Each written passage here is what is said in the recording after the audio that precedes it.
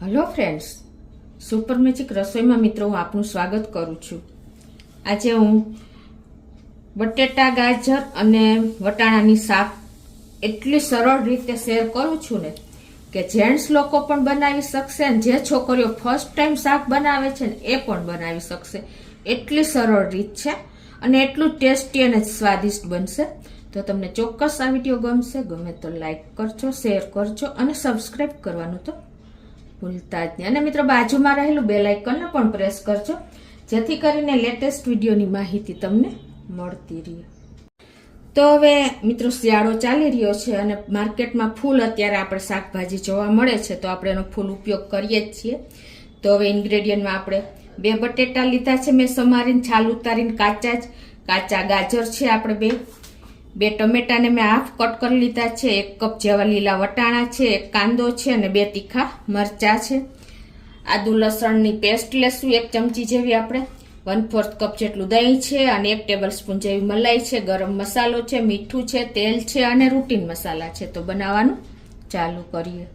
તો મિત્રો આ શાક આપણે કોઈ પણ જે પહેલી જ વાર બનાવતા હશે ને એને સરળ પડશે એટલું હું તમને એમ સરળ મેથડ શેર કરું છું।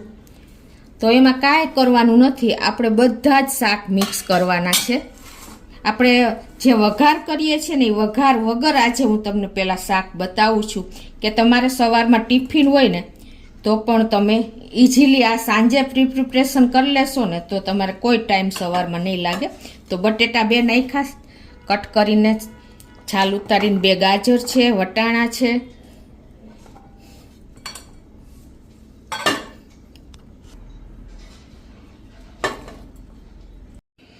અને 2 ટમેટા આપણે લીધા છે હાફ કટ કરીને અને 1 કાંદો।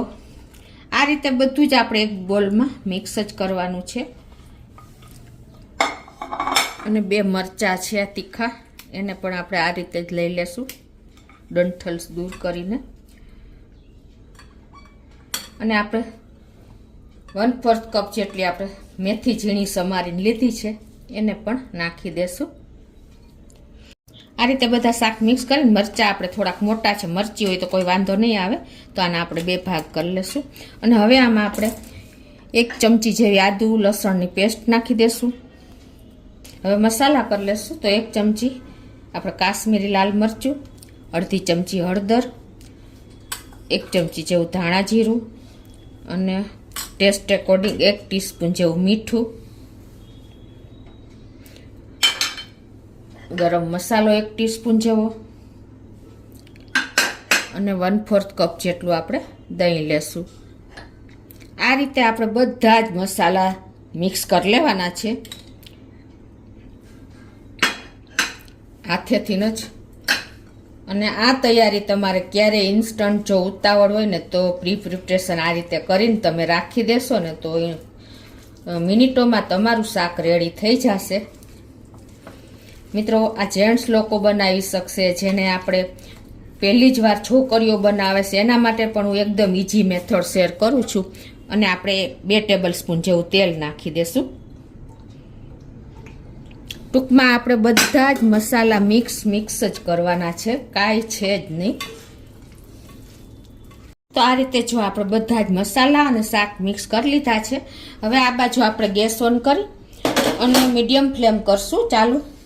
અને આમાં આપણે આ બધી જે સબ્જી મિક્સ કરી છે ને શાક એ બધું જ આપણે આ મેરિનેટ કરેલું શાક આમાં નાખી દેવાનું છે। આપણે વઘાર કરીએ છીએ ને એ રીતે વઘાર નથી કરવાનો, આ જ રીતે આપણે એને મિક્સ કરવાનું છે તો પણ એટલી ટેસ્ટી બને છે કે આનો સ્વાદ તમને ગળે રહી જશે। હવે આને આપણે આ રીતે શાકભાજી એનું મોઇસ્ચર છોડે ને ત્યાં સુધી હલાવવાનું છે અને દહીં પણ એનું એકદમ મેલ્ટ થઈ જાય અને એનું પાણી છૂટે ને ત્યાં સુધી આપણે 2-3 મિનિટ આ રીતે હલાવતા જ રહેવાનું છે ને મિત્રો એકદમ સરળ રેસીપી, જે લોકો જેન્ટ્સ બનાવી શકશે, છોકરાઓ બનાવી શકશે, જે છોકરીઓ શીખે છે ને એ પણ બનાવી શકશે। આ રીતે આપણે ચલાવતા રહેશું મીડિયમ ફ્લેમ ઉપર। તો આ રીતે જો શાકે પણ મોઇસ્ચર છોડી દીધું છે અને દહીંનું પણ પાણી છૂટું થઈ ગયું છે ત્યાં સુધી આપણે આને હલાવશું અને હવે છે ને મિત્રો આપણે આમાં કાંઈ નથી કરવાનું. આપણે જ્યાં મેરિનેટ કરેલું બોલમાં પાણી નાખ્યું છે મેં થોડું, એ નાખી દેશું.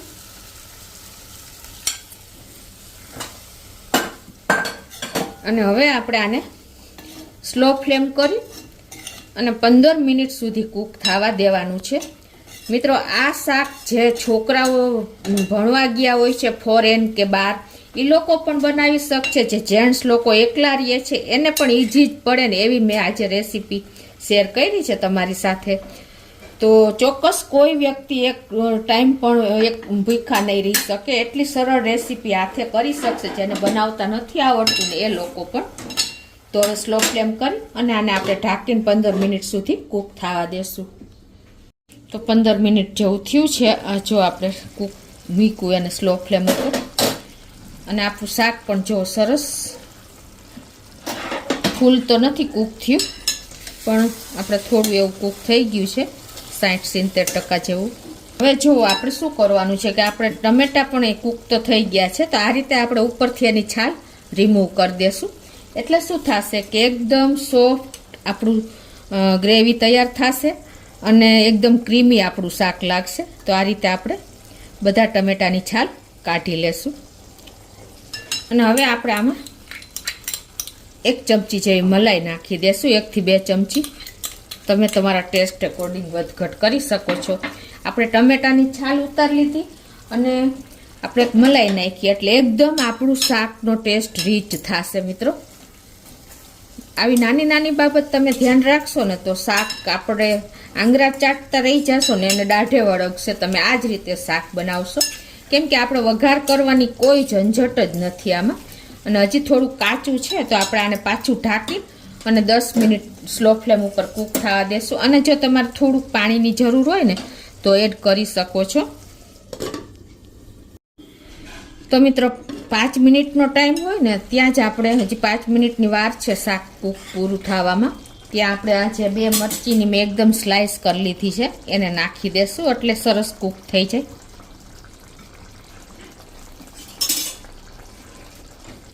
અને હવે આપણે લાસ્ટ 5 મિનિટ જ કૂક કરવાનું છે. તો મિત્રો જો ટોટલી 10 મિનિટ થઈ છે અને આપણે શાક ટોટલી 25 મિનિટમાં આ રીતે કૂક થઈ ગયું છે. અને આપણે 3 થી 4 ટેબલ સ્પૂન જેવું તેલ હતું અને જોઈતા પ્રમાણમાં આપણે પાણી એડ કર્યું હતું. અને આપણું શાક જો વઘાર કર્યા વગર જે લોકોને બનાવતા નથી આવડતું એ પણ આ શાક ઇઝીલી બનાવી શકશે. મિત્રો કોઈની જરૂર જ નહીં પડે કે તમારે બહાર જમવાની પણ દોડવું પડે. એકલા રહેતા માણસો, જેન્ટ્સ, છોકરાઓ. અને એકદમ કૂક પણ થઈ ગયું છે એ પણ હું તમને બતાવી દઉં. ટમેટા પણ આપણા છાલ ઉતારી હતી એટલે એકદમ ક્રીમી થઈ ગયા છે. પ્લસ આપણે ઇન્ગ્રેડિયન્ટ પણ એકદમ ક્રીમી જ વાપર્યા છે. અને જો તમને શાક પણ બતાવી દઉં. ગાજર અને બટેટા ચડી ગયા હોય એટલે બધા જ શાક ઓલરેડી ચડી જ જાય. ગરમ છે એટલે હું તમને હાથેથી નહીં બતાવું પણ આ રીતે બતાવી શકું. છે ને મિત્રો એટલું સ્વાદિષ્ટ છે અને એટલું ટેસ્ટી બનશે મિત્રો કે તમને કાયમી તમને આ રીતે શાક બનાવવાની ઈચ્છા થશે. તો આપણે ગેસને બંધ કરી દઈશું અને સર્વ કરી લઈએ. તો મિત્રો છે ને તમને એકદમ સરળ રીત શાક બનાવવાની. જેન્ટ્સ લોકો કે વિદ્યાર્થી લોકોને શાક બનાવતા આવડતું નથી હોતું ને એ લોકો પણ આ બધું મિક્સ એન્ડ મેશ કરીને અને ઇઝીલી એનો ટાઈમ પાસ કરી શકશે. અને રોટલી બનાવતા ન આવડતું હોય એ બ્રેડ લઈ આવીને પણ આ શાક સાથે તો એનો ટાઈમ નીકળી જશે મિત્રો એક ટાઈમ. તો ક્યારેય મૂંઝાવાની જરૂર નથી ભાઈઓ, બહેનો, છોકરીઓએ.